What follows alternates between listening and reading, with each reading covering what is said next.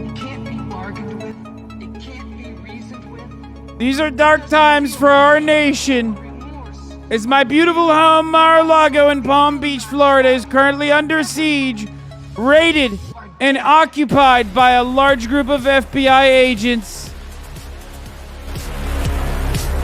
Dark Brandon is coming after me and all of my cronies.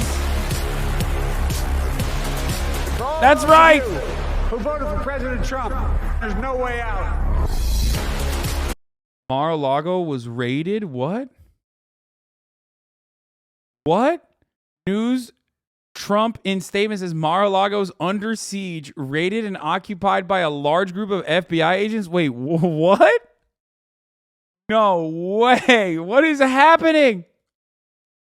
Oh, dude. Okay. I gotta run it again.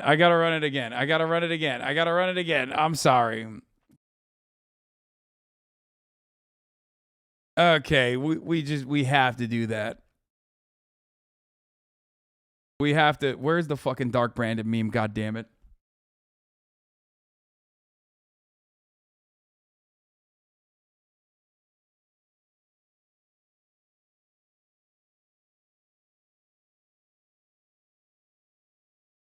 Clean is also that OP guy where any haircut and facial hair looks good on him no matter what. Yeah, he's a very good looking man. Here it is.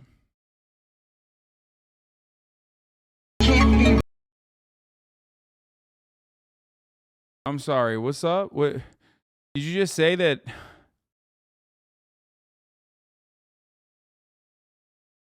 It can't be bargained with. It can't be reasoned with. These are dark times for our nation. As my beautiful home, Mar-a-Lago in Palm Beach, Florida, is currently under siege, raided, and occupied by a large group of FBI agents. Dark Brandon is coming after me and all of my cronies. That's right. Who voted for President Trump? There's no way out. It can't be bargained with. It can't be reasoned with. Nothing like this has ever happened to a president of the United States before. After working and cooperating with the relevant government agencies, this unannounced raid on my home was not necessary or appropriate. It is prosecutorial misconduct, the weaponization of the justice system, and an attack by radical left Democrats who desperately don't want me to run for president in 2024, especially based on recent polls, which, by the way, he's been getting hammered in the polls. DeSantis is doing better than him, and he's really bent about that, which is why he keeps talking about the polls. It doesn't feel pity or remorse.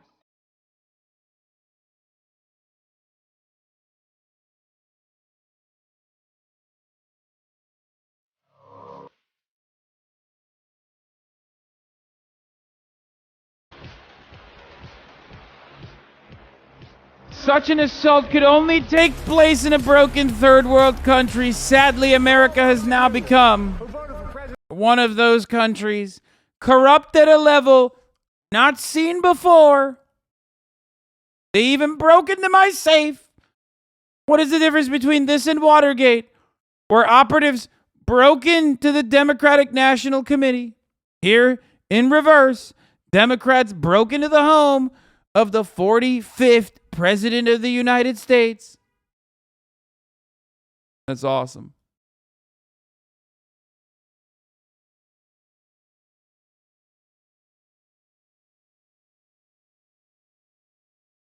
Yeah, Yusuf Al-Bidan.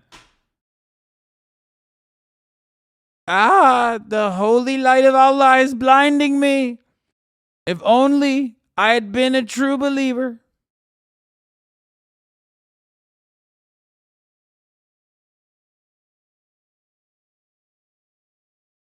Isn't it wonderful when Donald Trump 3 days ago said, like, we should use the law enforcement authorities to, like, mass execute drug dealers? okay, with a swift trial or no trial at all. We should bring back stop and frisk. And then, like, the moment that the law enforcement community comes after him, he's like, I'm a prison abolitionist. No knock raids without warrants are being conducted on my home. Unbelievable. Defund the police.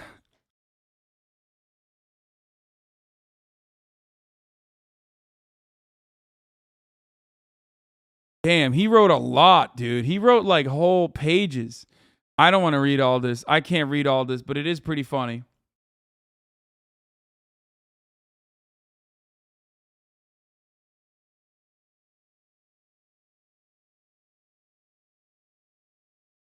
I do love this. Okay. Have you covered Trump flushing White House documents yet? Trump tried to flush documents down White House toilet. New photos shown. Wait, what? Where are the photos? What? New in Axios. Trump denied flushing documents as president, as I learned during reporting last year for Confidence Man. A Trump White House source recently provided photos of paper with Trump's handwriting in two different toilets.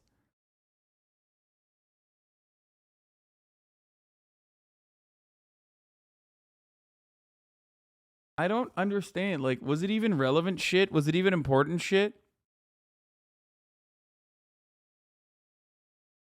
On the left is a White House toilet, the word qualified and a capital I visible. On the left, a toilet from the Trump trip overseas. Under the Presidential Records Act, documents generated by and sent the presidents are to be preserved by the office. Trump's habit of ripping paper that had to be taped back up was known. His habit of discarding them was not.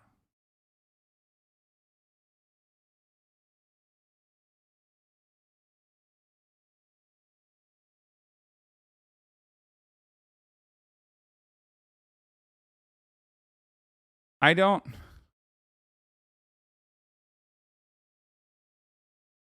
know what else to say about this story other than just like, Hasan shirtless. Look at that, folks. That's what I wrote. I was looking up. I thought I was Googling it. I wrote Hasan shirtless photos on a piece of paper, and I thought maybe I could find more. Big news. Yeah, we just covered it. I'm still covering the story. Why are you guys coming in here?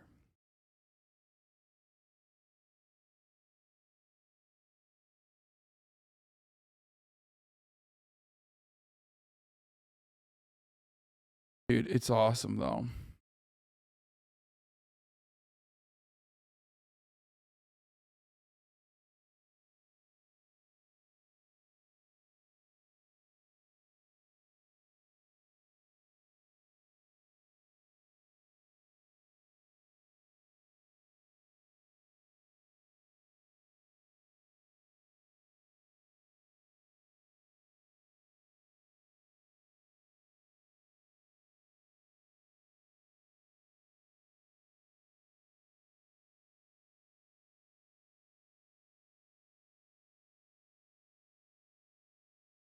Your accent is actually incredible. People are coming in. It just broke. You went up 2K. Wait, I did? I don't think I did.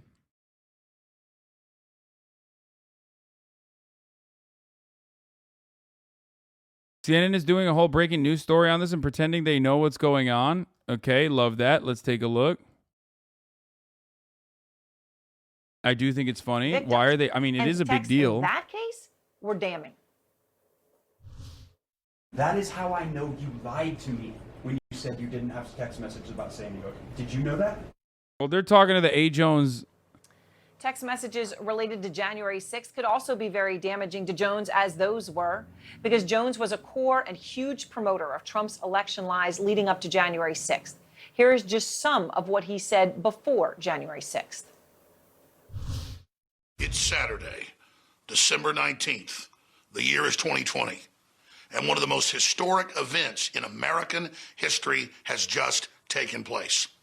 President Trump, in the early morning hours today, tweeted that he wants the American people to march on Washington, D.C.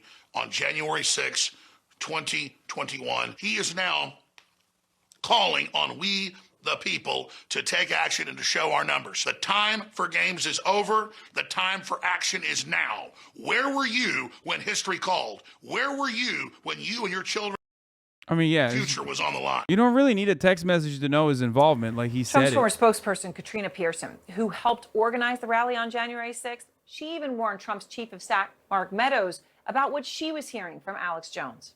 But she never warned everybody that the top of the hour ad break was here, and if you wanted an uninterrupted ad-free broadcasting experience, that all you needed to do was subscribe for $5 or for free with a Twitch Prime, or by getting gifted a sub. And Jones' words and actions on the night before January 6th That's right. to It's Trump's kind of fucked up that supporters they never mentioned that, even though that is what is happening right now. The top of the hour ad break is upon us. Okay, here's the 1 minute ad break now. Get ready to avoid it. Boom, blammo, roasted, toasted. 6th. Hours later on Insurrection Day, Jones was on U.S. Capitol grounds. Trump is going to speak over here. Trump is going to be on the other side. Jones was there. Jones mattered. But he has never testified to exactly what he knows. Because when he met with the January 6th Select Committee earlier this year, he was anything but cooperative. I just had a very intense experience being interrogated by the January 6th committee lawyers. They were polite, but they were Okay, we need local news coverage on dogged. Trump being But I investigated said by this, the my lawyer FBI. told me almost 100 times today during the Rated. interrogation. On advice of counsel, I am asserting my Fifth Amendment right to remain silent. Almost 100 times asserting his Fifth Amendment rights. That's what he says. Well, we sure know how the former President Trump feels about people who plead the Fifth. The mob takes the Fifth. Yeah. We know. Trump is the mob. They have been doing it in the way that builds trust. And I don't think it's helpful for members of Congress to politicize it, because ultimately what we want is an independent Justice Department that is not acting in a political motive. That's why President Biden appointed Attorney General Garland. Many people are saying, oh, he's too slow or he's not doing anything. I think what he has shown is integrity. And that's why whatever he does, the Justice Department is going to have the confidence of the American public. So, Representative Connor, I always push back slightly on this because it is a political investigation, and that's not inherently bad. And I say this because it was an attempt at a political insurrection, right? Like, you can't say it's non-political when the former president was trying to use politics to sort of overrule the sort of will of the people. But my question for you also is, now that you've seen this, do you think this will have an impact on impending votes in Congress? Do you think that this will make your Republican colleagues more likely to go along with what seem to be policy initiatives by the Biden administration the American public wants? Do you think this will make them more likely to separate themselves from President Trump? Or do you think that they'll basically double down and say, well, the FBI is after him, so now it's our opportunity. We have to sort of circle the wagons as we have before. What do you think the impact of this FBI raid will have on your body working forward? Well, you know, for almost 6 years, every time I thought that the Republicans would finally speak up against Donald Trump, they have unfortunately let me down. So I don't know whether this will be the straw that breaks the camel's back. But if anything, it should hopefully get enough Republicans in the Senate and a few in the House to vote for the Electoral Count Act, Reform Act, which will make sure that whoever wins the popular vote in states in 2024 actually gets the slate's delegates, because otherwise you're going to have a situation where someone can try to steal the election again. And hopefully, at the very least, the January 6th Commission and all of these findings by the Justice Department. Folks, I Show Speed and Donald Trump get raided on the same day. Optimistic can. Coincidence? That radical Democrats are trying to take down a popular content creator by the name of I Show Speed for his MAGA support. Believe me. Dark Brandon is coming after me and I Show Speed together. Passing this bill, not just in the House, but in the Senate, because at the end of the day, it doesn't matter who gets indicted. It doesn't matter who gets arrested. It doesn't matter who ends up in Oz if the vote still can't be protected in November. Absolutely, I do. And I think people are looking at this and regretting probably the impeachment vote in the Senate. I think after that, some people thought Donald Trump would just go away. He obviously hasn't.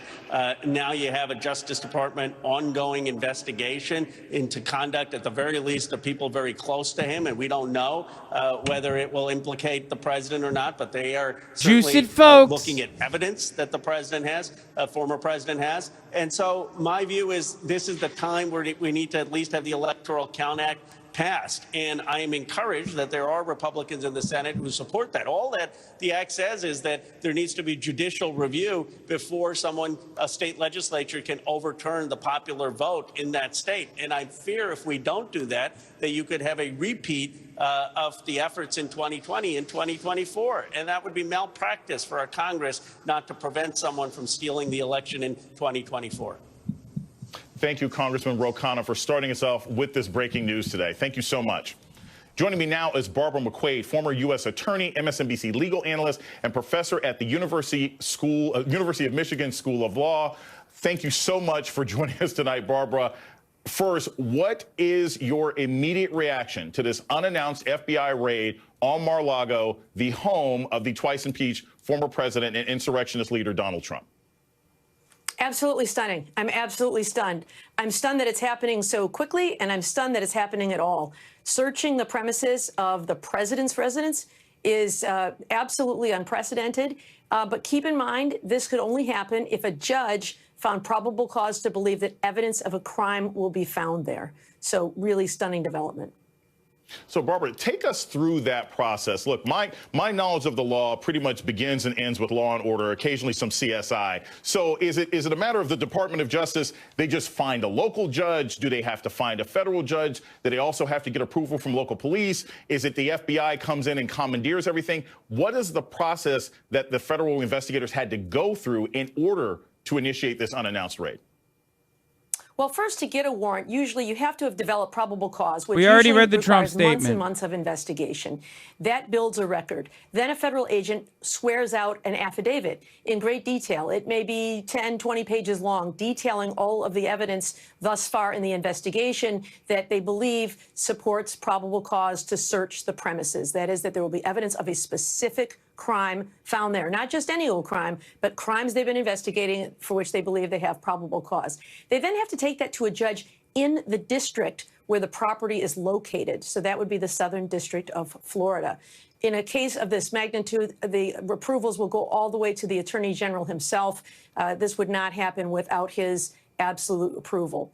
Once that warrant is secured, then the FBI would assemble a team, and they usually do bring with them some local police officers who know the lay of the land, who can go up and help with a knock and announce, explain why they're there. And then the teams begin their search, and they can search any place on the premises where the items they're looking for might be found. In this case, my guess is it's documents and maybe electronic storage devices like cell phones, iPads, and the like. And so that really allows them to look just about anywhere where you might be able to find a document. And people often are shocked at the number of agents that show up for a search like this, but they usually go into rooms in pairs so that they can develop a chain of custody if that evidence ever has to be used in a trial. In a premises the size of Mar-a-Lago, I am guessing it's dozens and dozens of agents going in, unless there's one very specific things they want to seize, like a box of classified documents that didn't get turned over, and they're looking for specific items. My guess is it's dozens and dozens of agents participating in this search. Now, this is one thing that occurs to me. We've seen evidence. People have talked about it in the books. People have talked about it in the previous administration, that Donald Trump would tear things up, flush documents down the toilet, have them cut up. What do you think, given that he had a tendency to try to burn bag things while they were happening, what do you think, if you had to speculate, what do you think they're going to actually find at Mar-a-Lago? Would Trump and his cronies be dumb enough to take FedEx boxes worth of indictable materials and drag them to his house? Yes. I hope. We used to say in my former office, we don't catch the smart ones. People do all kinds of things because they are either too foolish to understand the consequences or too arrogant to believe anybody will. Bro, the fact that they opened the safe implies that they had the fattest of fucking warrants, okay? You can't issue a warrant. Like, you can't just literally open up a safe even during a regular, regular raid. It means that they knew that there was material inside of that safe, or at least had reasonable suspicion for important evidence to be trapped inside of that fucking safe that a federal judge allowed them to go through. If that is, of course, if Donald Trump is saying what Donald Trump is saying is correct. But we know this. It is somebody who is close to former President Trump, and we know that a judge has found probable cause that a specific crime it has either been committed or is being committed, and that evidence of that crime exists on the premises at Mar-a-Lago. Not just on the premises, remember, inside of his safe, okay? That's actually huge. That there are classified documents in the possession of the former president in his home. Who could potentially be at risk for being arrested? I assume at that point they'd have to figure out, well, okay, who brought this box here? But at the end of the day, is that alone something that could lead to an arrest? If they say, look, somebody's got to tell us how this box got into this building, could that lead to an arrest of the president? I think Dark Brandon as a meme was dead, and then this happened, and now the meme is alive, but also now it's unironic. Finding classified documents would alarm government officials for two reasons. One is the potential crimes that you suggested, possessing classified materials outside of their proper receptacle. The other is who else may have had access to it. So it's sometimes referred to as a spill, even if it's just an unintentional possession of a classified document outside of where it's supposed to be stored, because you don't know who may have seen it. And documents are classified because they protect methods, means, sources that are the nation's secrets. And so if those secrets are out and they get into the hands of foreign adversaries, that could be very dangerous to certain people who are serving as sources. So that's one area of great concern. The other is potential criminal liability. And so if someone inadvertently brought boxes of documents thinking it was, framed pictures with Vladimir Putin or something, that is unlikely to result in criminal charges. There are some charges for negligent handling of classified information, but as we saw in the case of Hillary Clinton, we've never seen somebody charged unless there's a willful violation. And so, taking this material either to harm the United States or to help a foreign adversary. And so you'd have to show that level of willful intent before somebody could be charged criminally. Do we know, and this is a general sort of informational question, we know Mar-a-Lago is the home of the former president. Do we know who else actually lives there? Do we know what kind of people are there in and out on a regular basis? I alluded to the fact that we don't know if the former first lady is actually there, but do we know if he has staffers, former staffers that live with him? Do we know, is it just sort of a big, empty Wayne Manor where it's just him sitting across from a big table by himself every night? How do we actually know who's there and who could possibly be implicated if something is found in that home?